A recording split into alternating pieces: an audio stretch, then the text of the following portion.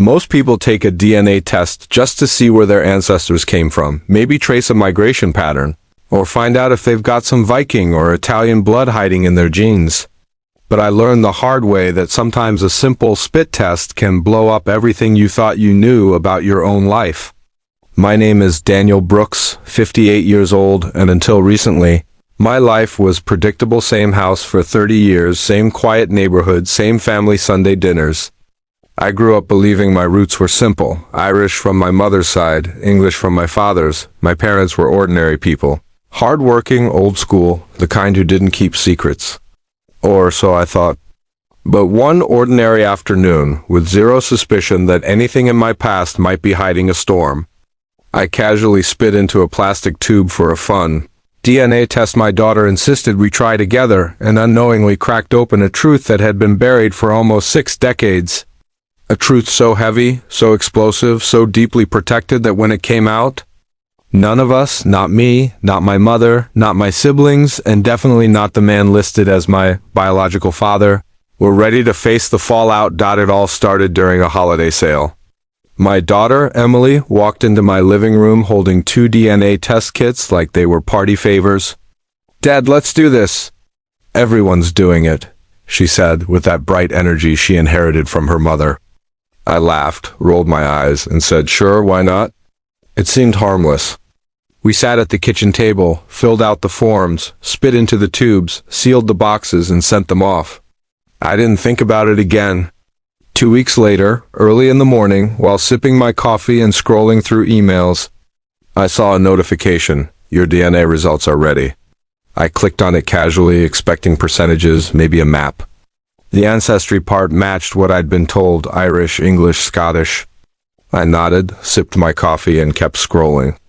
And then my world twisted sideways. I saw a section labeled Close Family Matches. At the top, where my father's name should have been, or at least a paternal relative, was a stranger. Predicted relationship, biological father, Joseph Whitford. My heart stopped. I blinked. I refreshed the page. I stared at the screen as the words burned deeper and deeper into my mind. My father, my real father, was not my father. The man who raised me, the man whose face I saw every time I looked in the mirror, the man who taught me everything I know, was not biologically connected to me at all. At first, I denied it. The company must have made a mistake. Maybe the sample got mixed. Maybe it was a glitch. But the app showed several close DNA relatives, first cousins, uncles, grandparents, all connected to this Whitford family, and none connected to the Brooks line. Not a single one. I sat there frozen, my heartbeat pounding through my chest. Was I adopted? Was there a donor? Was there a secret my parents took to the grave? I didn't know what to think. I spent an hour staring at the results, scrolling back and forth, trying to find any detail that would explain the impossible. But the only thing that made sense was the thing I least wanted to believe. When I finally gathered myself enough to speak, I called my sister Janet. She picked up cheerfully until she heard the shaking in my voice. "Janet," I said, "I got my DNA results." There was a long pause. "And?" she asked carefully. "It says Dad wasn't my biological father." Silence. A slow, heavy silence that stretched like a rope pulled tight. "Danny," she said finally, her voice cracking, "I think you need to talk to Mom." And with that single sentence, I knew she already knew something. Maybe not the whole story, but enough to understand that I had stumbled into a truth that wasn't supposed to surface. I drove straight to my mother's house. She must have known why I was coming, because when I arrived, she was sitting in her armchair with tissues in her hand, her eyes red but dry, like she had rehearsed the confession 1,000 times. I sat across from her, my heart pounding so loud it echoed in my ears. "Mom," I whispered, "my DNA test. It says Dad isn't—" She cut me off instantly. "I know," she whispered, tears already pooling. My stomach clenched.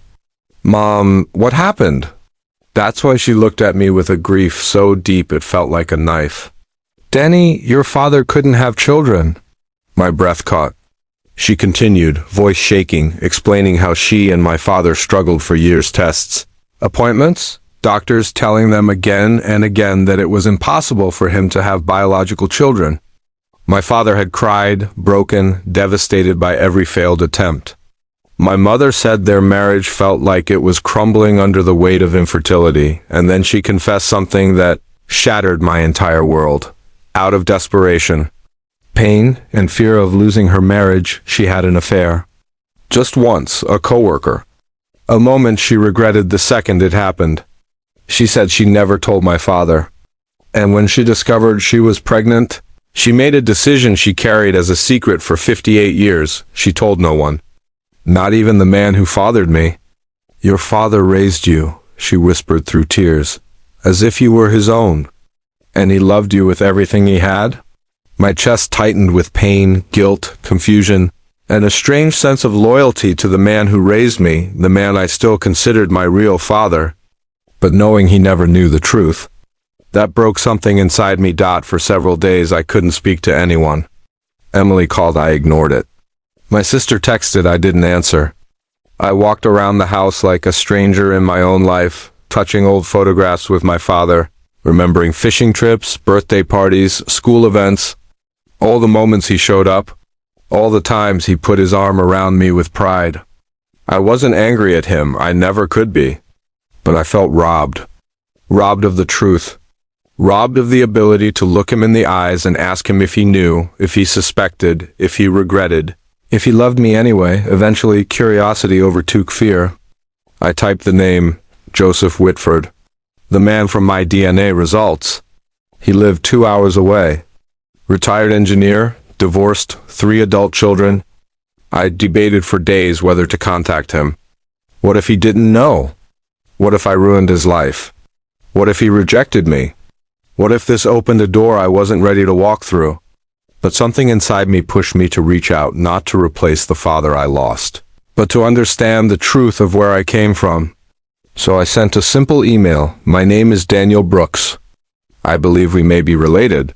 He responded in less than 20 minutes. He asked for a phone call.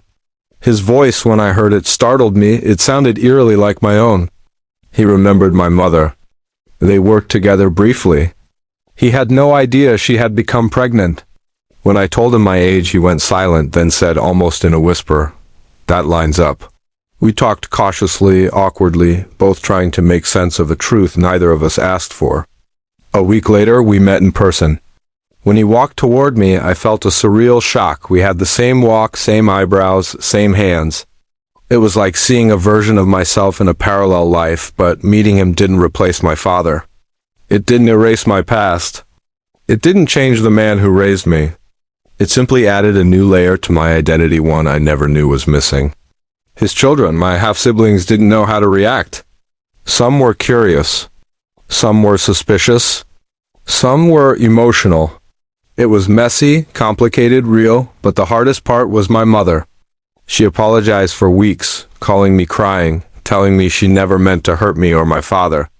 And though I was hurt, deeply hurt, I realized something important. She was young, scared, desperate, and alone, with a secret too heavy for one person to carry.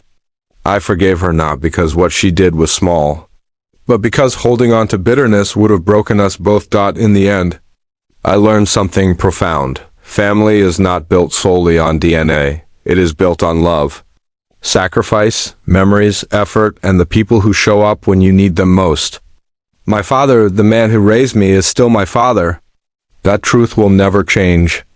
The DNA test didn't take him away from me. It just revealed a chapter of my story that had been kept in the dark for too long. Sometimes the truth hurts. Sometimes it shocks. Sometimes it destroys illusions. But sometimes it frees you.